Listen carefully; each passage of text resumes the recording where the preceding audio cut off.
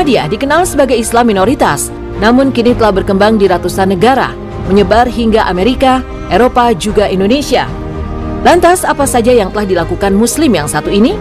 Setelah pendirinya wafat pada tahun 1908, secara organisasi Ahmadiyah dikomandoi secara terpusat oleh seorang pemimpin rohani yang dikenal sebagai Khalifah. Organisasi ini berbendera Ahmadiyah Muslim Community atau Jemaah Muslim Ahmadiyah yang saat ini dipimpin oleh Mirza Masroor Ahmad, pemimpin spiritual kelima dalam sejarahnya. Seorang khalifah dipilih oleh komite khusus melalui proses panjang, sedikit mirip dengan pemilihan pemimpin gereja Katolik Roma. Khalifah Islam Ahmadiyah bertugas membimbing para penganut dalam bidang kerohanian dan duniawi. Khalifah juga memimpin sholat Jumat dan sholat-sholat khusus di hari besar Islam. Biasanya ini diselenggarakan di Baitul Futuh, London, masjid yang menjadi sentra kegiatan Ahmadiyah di seluruh dunia. Kekhalifahan Ahmadiyah tidak melakukan gerakan-gerakan politik yang mengancam eksistensi kekuasaan pemerintah. Jemaah Muslim Ahmadiyah menyatakan diri sebagai organisasi Islam terdepan yang menolak terorisme. Sikap ini dapat dimaknai sebagai implementasi dari ajaran pendiri Ahmadiyah, Mirza Ghulam Ahmad, bahwa jihad dengan pedang secara agresif sudah tidak memiliki tempat dalam Islam. Sebaliknya, pengikutnya diajarkan untuk berjuang tanpa kekerasan lewat jihad dengan pena dalam membela Islam. Memiliki keimanan dan tata cara ibadah yang sama dengan kelompok Islam lainnya. Lantas, mengapa sebagian menganggap kalau Ahmadiyah bukan bagian dari Islam? Persekusi terhadap jemaat Ahmadiyah sepenuhnya disahkan, bahkan didukung oleh pemerintah Pakistan. Undang-undang pidana Pakistan secara eksplisit mendiskriminasi minoritas agama dan Ahmadiyah secara khusus menjadi sasaran pelarangan karena langsung dan tidak langsung menyebut diri sebagai Muslim.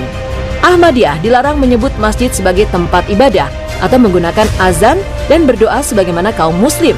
Mereka juga dilarang menyebarkan dengan perkataan atau menulis atau mengatasnamakan agama mereka dengan maksud mengajak orang lain. Pada 1979, seorang ilmuwan Pakistan bernama Abdus Salam memenangkan Nobel Fisika. Penemuan terbesar dalam hidupnya ini adalah kunci yang mendasari teori fisika partikel yang masih dipakai hingga kini. Juga menjadi tonggak penemuan partikel Higgs boson pada 2012. Dan Abdus Salam adalah pengikut Islam Ahmadiyah. Abdus Salam adalah orang Pakistan pertama yang memenangkan Nobel. Semestinya kemenangan ini menjadi momen bersejarah bagi negaranya. Panjang hidupnya, Abdus Salam taat beribadah.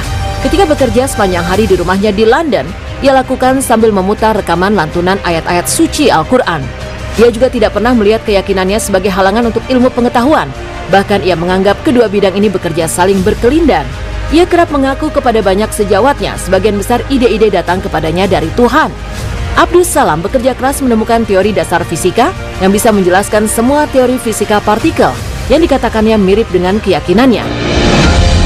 Lubna Arsyad mencatat sejarah baru. Ia adalah perempuan kulit berwarna sekaligus muslimah pertama dalam sejarah yang dilantik sebagai Lord Mayor of Oxford atau wali kota Oxford pada Rabu 17 Mei 2023. Dengan hijab yang menutupi kepala, ia tampil berbeda. Lubna Arsyad yang sebelumnya adalah Labour Councillor dilantik dalam sebuah upacara di Balai Kota Oxford. Pejabat sebelumnya Kota James Fry pensiun dan mengundurkan diri.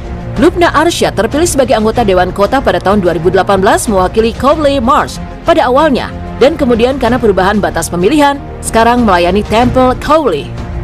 Sebagai wali kota, Lubna Arsyad juga menaungi sejumlah badan amal, yakni Humanity First, Oxford Community Action, dan Asylum Welcome.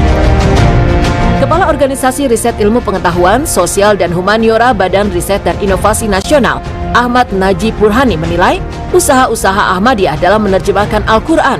Menurutnya, Ahmadiyah merupakan pionir penerjemahan Al-Quran dan terjemahannya menjadi awali hari dengan secangkir semangat siap melangkah. Bahan rujukan para tokoh awalin Republik Indonesia. Pada awal abad ke-20 sampai masa kemerdekaan, terjemahan Al-Quran versi Ahmadiyah juga menjadi bahan rujukan para tokoh awalin negeri ini. Di antaranya Soekarno, Kiai Haji Agus Salim, Ruslan Abdul Ghani, HOS Cokro Aminoto hingga Young Islamitan Bond. Hingga kini Ahmadiyah telah menerbitkan terjemahan Al-Quran ke 120 bahasa di dunia. Barangkali ini merupakan salah satu organisasi Islam yang mampu menerjemahkan Al-Quran ke dalam banyak bahasa di dunia. Islam Ahmadiyah punya sejarah panjang di Afrika. Para misionaris pertama tiba seabad yang lalu di Afrika Barat dan telah sukses secara spektakuler di antara orang Afrika, terutama di Nigeria, Tanzania, Ghana, Sierra Leone, dan Nigeria yang menjadi negara dengan pertumbuhan tercepat di dunia dalam hal populasi. Sebagai persentasi dari populasi nasional, Sierra Leone diperkirakan memiliki 10-16% Ahmadiyah, presentasi tertinggi di dunia dan jauh lebih tinggi daripada di Pakistan. Di Ghana, Muslim Ahmadiyah juga merupakan lebih dari 1/6 populasi Muslim dan mengoperasikan ratusan sekolah, perguruan tinggi, dan stasiun radio.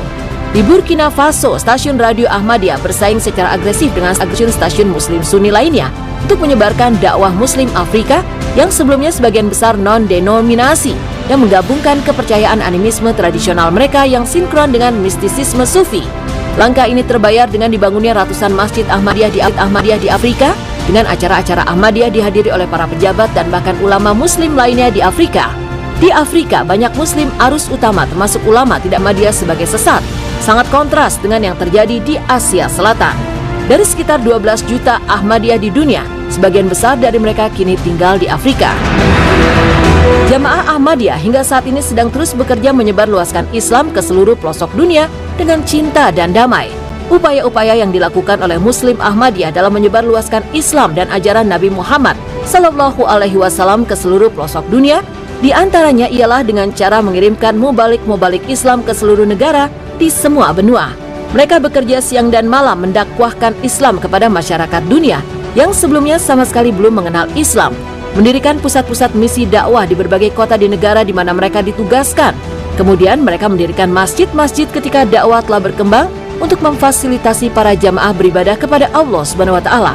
Jemaat Ahmadiyah membangun lebih dari 15.000 masjid, 500 sekolah, lebih dari 30 rumah sakit di dunia. Itulah Ahmadiyah. Minoritas Muslim ini kini terus berkembang pesat dengan ajaran cinta damainya, menyebarkan Islam ke seluruh pelosok dunia dengan motonya Love for all, hatred for none. Cinta untuk semua, tidak ada kebencian untuk siapapun.